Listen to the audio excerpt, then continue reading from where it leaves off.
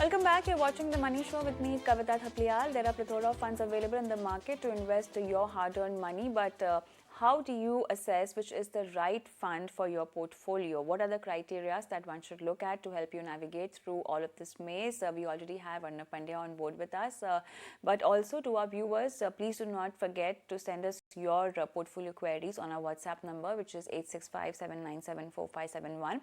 You can also email us your queries on themoneyshow@etnow.tv. All right, so we have Prakash Jadwani from Vadodara on the phone line. Hi, how are you? Prakash? Jadwani from Vadodara. Hi, Prakash, I can hear you. You can ask your question. Thank you so much for sending us your query. Yeah, my question is already there with you. Can you please relate for me? Yeah, so you want to invest 20 lakhs in a debt fund right now. Is that right? Correct. You want three good debt funds for a longer period of time, and you want to understand if you can enter right now in that market. Correct. All right. You also want to understand the kind of expected returns after 3 years. Is that right? Correct. Correct. Is this for any specific purpose you want to park in your money? Yeah, my idea was that if the interest have peaked out, then I would get a good return plus treasury gain. Okay. And before the cycle turns fully down, the returns can go as high as 13, 14, 15%. In a debt fund? From a debt fund? The debt fund. Because of treasury gains. Okay. So once the interest cycle turns around. All right, so let's get this answered. So you have actually sent your query in 3 different parts. All right, so Arnab, he's also mentioned the kind of debt funds that he's looking for and the kind of preference he has. He wants a fund with large AUM, with a high diversified portfolio, and obviously with a reputed fund house. And the risk should be well spread, and the fund should have a young portfolio with a longer maturity duration. And he also wants to understand the fund which is managed by a very qualified fund manager who has a good track record also. One thing is very good is Prakash knows that he wants to put his money and is aware of his risk appetite and the kind of investment he's interested in. But then can we now at this juncture park in money for a longer term duration in a debt fund?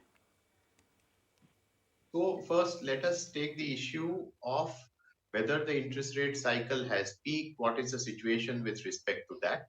So now, if you look at the overall scenario as far as inflation is concerned, so after an initial period when inflation seemed to be coming down, the situation is not that simple as far as India as well as the world, especially the US, is concerned, because now it is being clearly realized that inflation is a bit more stubborn than what it was initially thought.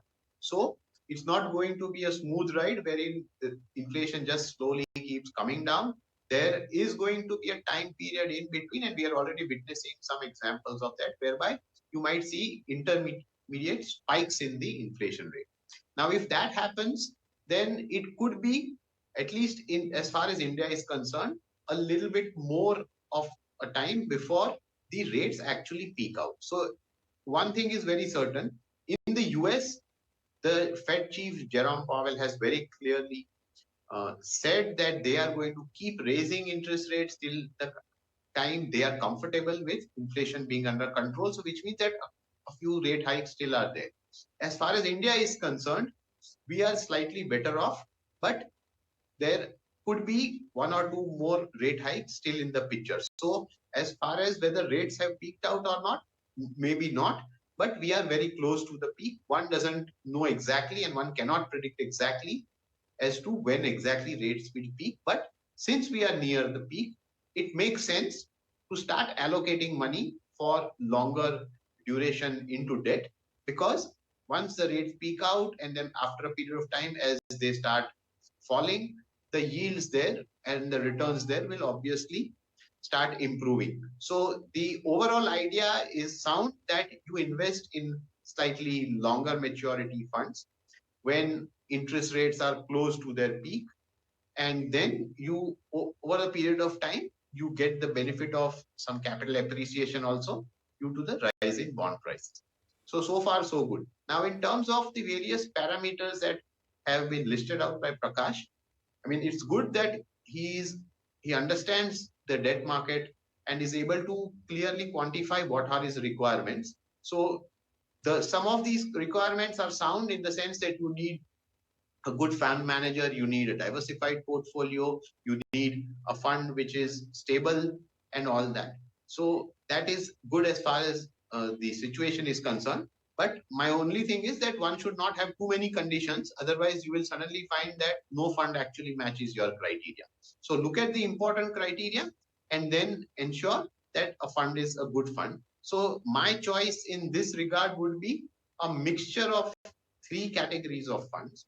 One would be a dynamic bond fund where you have the fund manager who takes a call in terms of when and how to move between various instruments of varying maturities.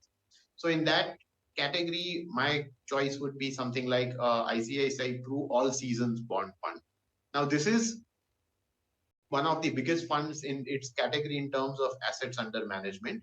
It has, I think, a current YTM of around 8.1% as per the latest data. And its maturity is nearly, the instruments nearly have a maturity of nearly 8 years. So it's longer term, and that is a good sign because when the rates start falling, it will be able to benefit from this. My other choice would be something in the banking and PSU bond fund space, where you can go in for something like an IDFC banking and PSU bond fund.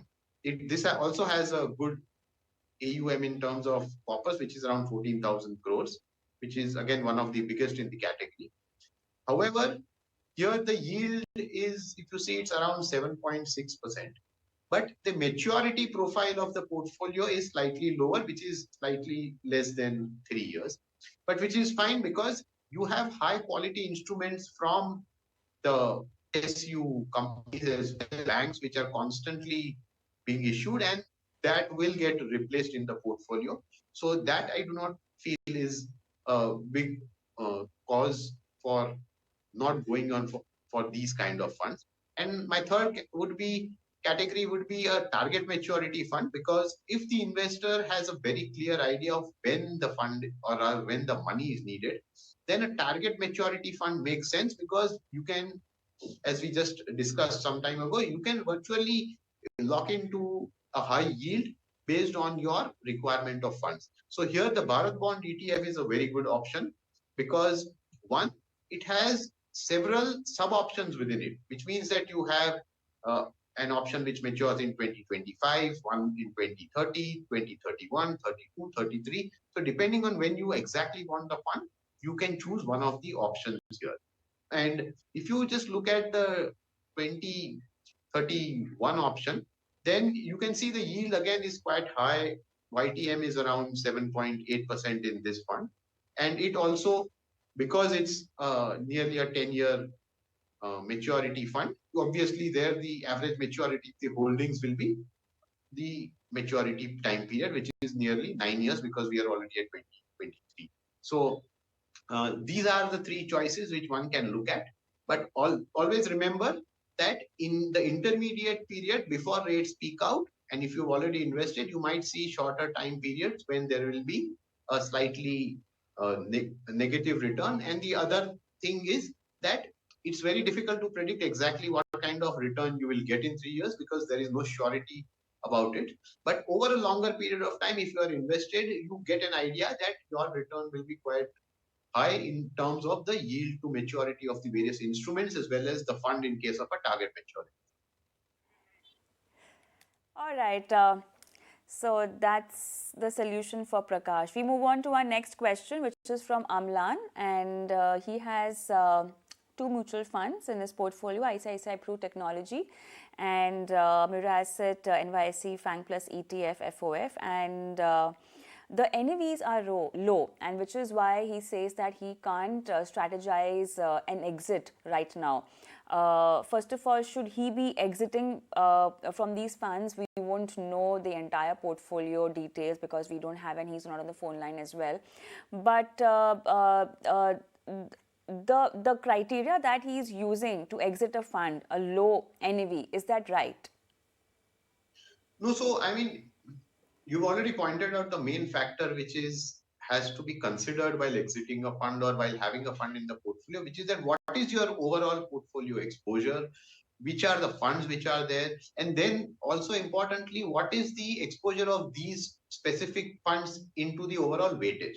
Because from what I see, the two funds which he has mentioned, one is a Indian tech fund and the other is a global tech fund. So both focus on the tech sector. Now, as we know, globally, in the current market volatility in the US, the sector which has taken the biggest hit is the tech sector, and specifically all the high flying names of the pandemic which were doing very well, they have taken one of the biggest hits, at least as far as their stock prices are concerned, which is why you will definitely see an impact in terms of the fund which the investor has, which is the FANG plus ETF, because this includes all the major tech names which are there globally. Similarly, if you look at the Indian scenario, the Pru ICICI Technology Fund also invests in the top tech companies of the country. And even these companies over the last, if you see 1.5 years, they have not performed well. And the consequent impact of this would be that both these funds, you will find that they would not be doing too well as far as the immediate past is concerned. So the point here is that one, if you need an exposure to tech in the portfolio, then having these funds is not a bad idea. Right. The other thing is that just because prices are low, you don't need to exit at this point of time. You should have a Exactly. very clear goal of exiting. All And the right. third So thing is that if it's not a big part of your portfolio, you can still put. all right. So that's a strategy for Amlan. We'll take a quick